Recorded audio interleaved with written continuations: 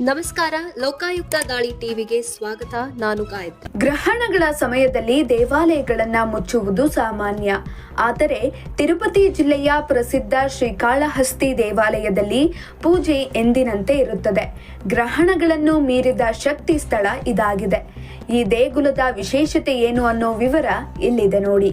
ಈ ದೇವಾಲಯವು ಗ್ರಹಣದ ಶಕ್ತಿಯನ್ನ ಮೀರಿದೆ. ದುಷ್ಟ ಶಕ್ತಿಗಳನ್ನ ಗುಣಪಡಿಸಲು ಭಕ್ತರಿಗೆ ಇದು ಜನಪ್ರಿಯ ಸ್ಥಳ. ಗ್ರಹಣ ಕಾಲದಲ್ಲಿ ಗ್ರಹಣ ಶಾಂತಿ ಅಭಿಷೇಕ ಮಾಡುವ ದೇವಾಲಯ ಇದಾಗಿದೆ. ರಾಹು, ಕೇತು ಮತ್ತು ಸರ್ಪ ದುಷ್ಟ ಶಕ್ತಿಗಳನ್ನ ಗುಣಪಡಿಸುವ ಸ್ಥಳವಾಗಿ ಇದು ವಿಜೃಂಭಿಸುತ್ತಿದೆ.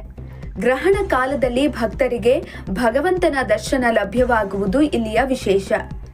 ಶ್ರೀಕಾಳಹಸ್ತಿ ಕ್ಷೇತ್ರ ತಿರುಪತಿ ಜಿಲ್ಲೆಯಲ್ಲಿರುವ ಈ ದೇವಾಲಯವು ವಿಶ್ವಪ್ರಸಿದ್ಧ ದೇಗುಲ. ಗ್ರಹಣಗಳ ಸಮಯದಲ್ಲಿ ಎಲ್ಲ ದೇವಾಲಯಗಳು ಮುಚ್ಚುವುದು ಸಾಮಾನ್ಯ. ಆದರೆ ಗ್ರಹಣವನ್ನ ಮೀರಿದ ಈ ದೇವಾಲಯವು 9 ಗ್ರಹಗಳು ಮತ್ತು 27 ನಕ್ಷತ್ರಗಳಿಂದ ಅಲಂಕರಿಸಲ್ಪಟ್ಟ ಶ್ರೀಕಾಳಹಸ್ತಿ ಭಗವಂತನ ಸ್ವಯಂ ಪ್ರಕಾಶಕ ಮಹಾಲಿಂಗವನ್ನ ಹೊಂದಿರೋ ವಿಶೇಷ ಸ್ಥಳವಾಗಿದೆ. ಅಂದಹಾಗೆ ಶ್ರೀಕಾಳಹಸ್ತಿ ಕ್ಷೇತ್ರವು ಸರ್ಪದೋಷ ನಿವಾರಣೆಗೆ ಪ್ರಸಿದ್ಧಿಯಾಗಿದೆ. ರಾಹು, ಕೇತು ಮತ್ತು ಸರ್ಪದೋಷ ನಿವಾರಣೆಯ ಕ್ಷೇತ್ರ ಇದು.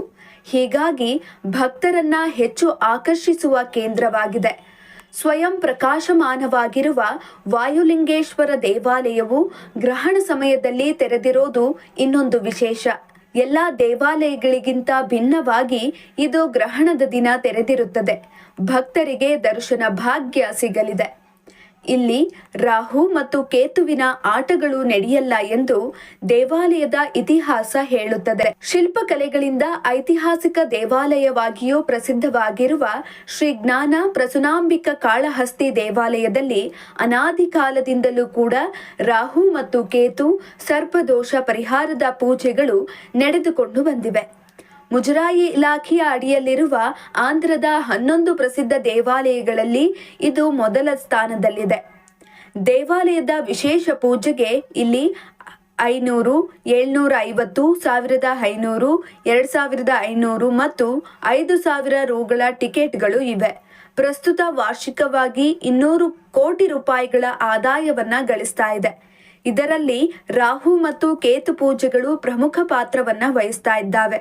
ಪೂಜಾ ಮಂಟಪವು ಮಹಾಲಿಂಗದ ಮುಂದೆ 9 ಗ್ರಹಗಳು ಮತ್ತು 27 ನಕ್ಷತ್ರಗಳನ್ನ ಹೊಂದಿದೆ.